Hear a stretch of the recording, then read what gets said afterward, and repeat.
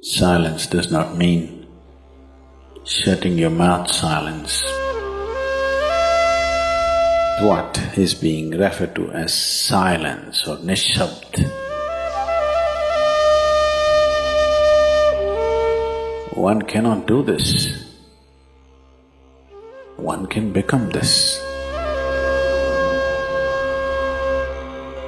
See if you can articulate the same things that you're saying with half the number of words. Suddenly you will become extremely conscious of everything.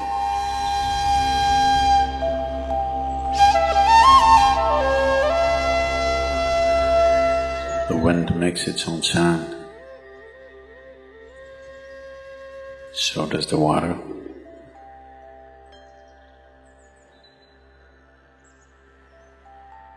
So does the earth. In fact, so does the sky. All the celestial objects are making their own sounds. There are sounds of pain, sounds of pleasure, sounds of misery, sounds of joy. For everything there is a sound. With human life, it's very true. Sounds of life, and there are sounds of death, and there are even sounds of silence.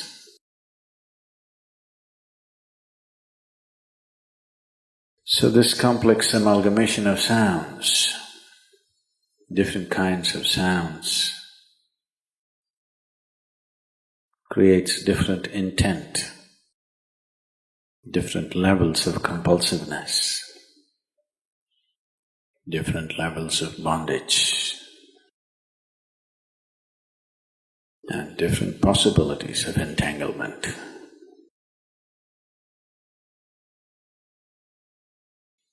In all this,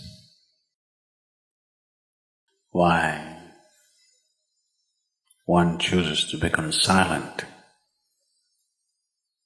Silence is not a way of denying yourself life. It is not even about denying yourself articulation. Silence is about moving from compulsiveness to consciousness. All sounds represent different forms and different dimensions of compulsiveness. When one chooses to become conscious, not be entangled in the compulsive nature of the existence, he naturally chooses to become silent. Silence does not mean shutting your mouth silence, plugging your ears silence. You can sing in silence, you can dance in silence, you can even speak in silence, you can even scream in silence. You don't try.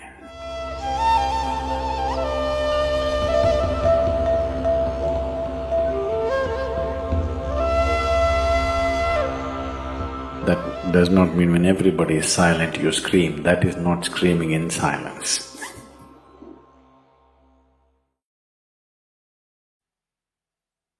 Because sound is of the surface, silence is of the core.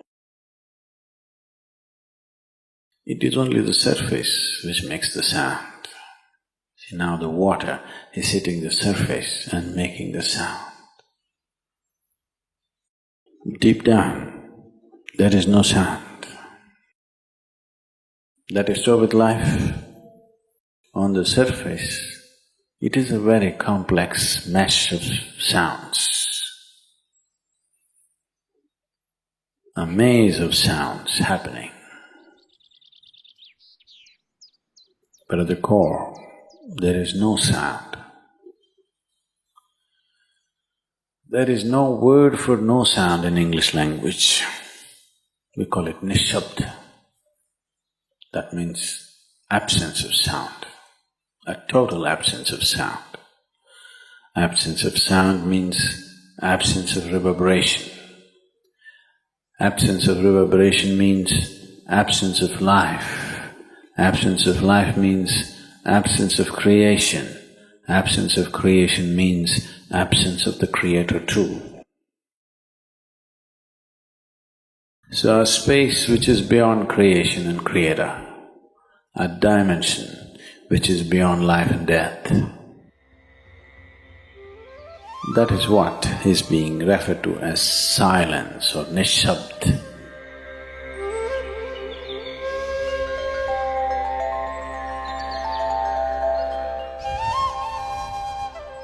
One cannot do this. One can become this. Commonly, there are two words employed to describe this. One is maun, that means you're practicing silence, you're not silent.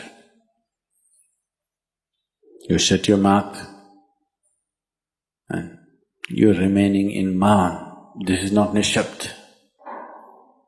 Maun means you're practicing silence. If you're practicing something, obviously you're not that.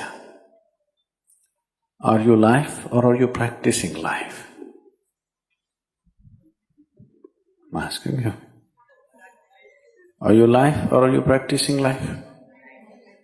Practicing life? No, your life. Maybe not very well practiced, but your life. Similarly, there is a difference between practicing silence and becoming silence. Practicing silence starts as a certain restriction, but slowly, as one practices silence, one can possibly become silent.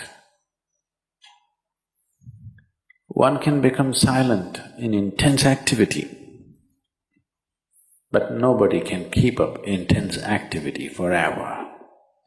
Moments of intense activity are only moments, nobody can sustain it. You'll expend yourself. Only if you can achieve it in inactivity, it is sustainable.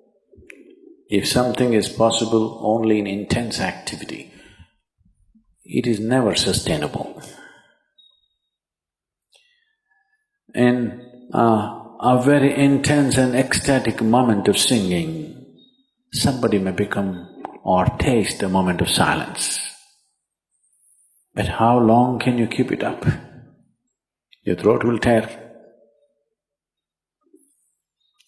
And your neighbors may kill you. Possible. So this possibility of coming to silence or becoming silent also means to become still, to become utterly still. Stillness can be achieved in so many ways. If you watch a snake, he's still. If you watch a tiger which is on a hunt, absolutely still, charged but still. These are all different dimensions of stillness practiced for survival. If a snake moves too often, he'll get killed. If a tiger does not know how to be still, he'll never get his food. These are all acts of survival. A human being, for survival, he has to be active. Only when his vision falls upon something which is beyond survival, then he will think of stillness. Then he will understand as he observes himself, as he notices the complexity of one's compulsions. He understands the only way to solve it is to become still. to train this body, to train this mind, to become still.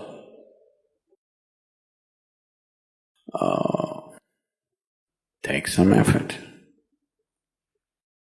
If one is simply blissed out, he will become still. But otherwise one has to work bit by bit, one has to work to bring this body to absolute stillness. Most people cannot hold their body in one place for any length of time. They're all the time in moment.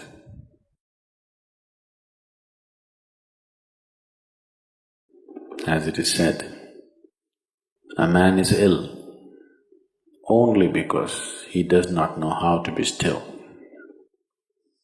Because in stillness, you are in touch with a dimension way beyond creation. Once one is in touch with that, there is no such thing as illness. If I sit here and the body rots and falls down, still there is no illness, it's just there. Because in fact, when one becomes utterly still, he may not be able to hold on to the body unless he learns the tricks, the mechanism of the body. So why should I become still? Will I lose my body? Anyway, you will lose your body. And the time to lose your body comes, if you want to lose it gracefully, then you must know at least a little bit of stillness. If you want to put your body down like you can put this piece of cloth down, with the same ease, with the same gracefulness, then you need to have some stillness in you. Otherwise, you and your body, you have to be torn apart, which is an ugly thing to do. When you're being torn away from your body, it is an ugly and painful thing to do, unless you can keep it down. There's no grace in life. So if one has to attain to that grace, at least a certain amount of stillness has to enter your life. For this to happen, a certain level of silence has to enter your life. If right now if it is not coming, at least practicing a little bit of Maum. In an hour, if you're speaking 1573 words right now, how many more? How many words do you spit out in a minute?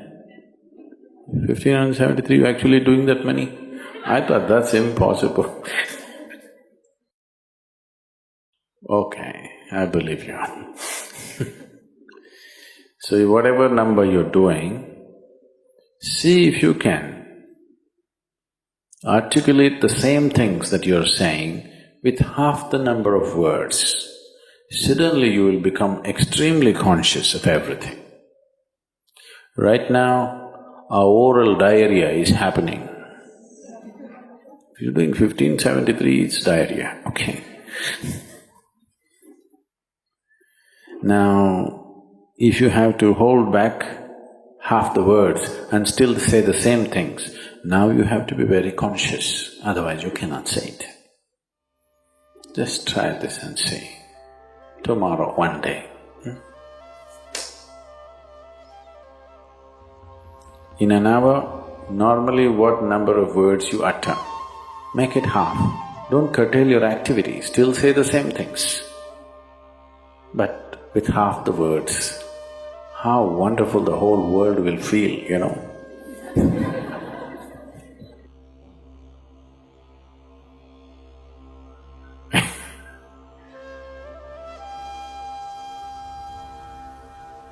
World will be a wonderful place, I'm telling you, tomorrow, if everybody does this.